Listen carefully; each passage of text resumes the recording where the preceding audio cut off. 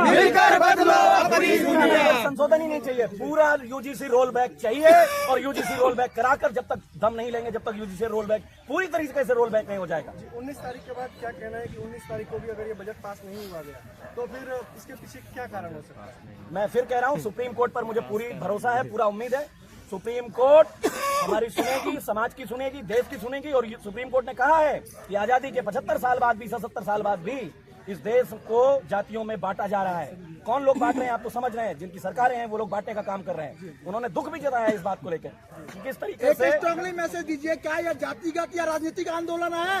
मैं कह रहा हूँ ये समाज का आंदोलन है। नहीं, सवाल है, हमारा सवाल है ये समाज का आंदोलन है, पूर्ण रूप से गैर राजनीतिक आंदोलन है। सिर्फ अपनी हम समस्याओं पे रोज को लेके समाज को, देश को बंटने नहीं देखना चाहते हैं। इसलिए हम आज अपना रोज व्यक्त करने के लिए जंतर मंतर की धरती पर आए हैं। क्या कारण है इसका विरोध करने का? क्योंकि यूनिवर्सिटी में भी तो कई जातिगत भेदभाव देखना पड़ रहा है। क्योंकि जातिगत भेदभाव अक्षत शुक्ला के साथ भी हुआ था, जिसने चोटी को लेकर अपमानित किया गया, डिस्क्रिमिनेशन हुआ और उसने आत्महत्या कर ली। क्या वो जातिगत भेदभाव नहीं था?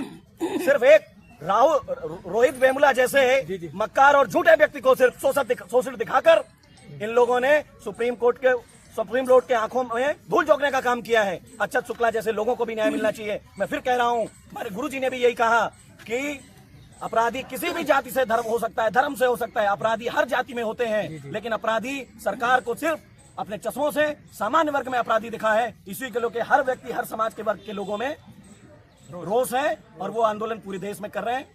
लास्ट लाइन है, आप कुछ कहना चाहेंगे? 3 पॉइंट ऐसे गिनवाइए जो भारत सरकार तक पहुंचे आपकी बात और देश की। इस देश में हर वर्ग, हर जाति, हर समाज में गरीब है। जी। पहला, इस देश में हर जाति, हर धर्म, मजहब में अपराधी हो सकते हैं। दूसरा, तीसरा, ऐसा कोई भी इस देश में कानून अब नहीं चलेगा जो जाति, धर्म और पंथ के आधार पर बनेगा। इस देश में यूसीसी जैसे कानून की जरूरत थी, यूजीसी जैसे कानून की जरूरत नहीं थी।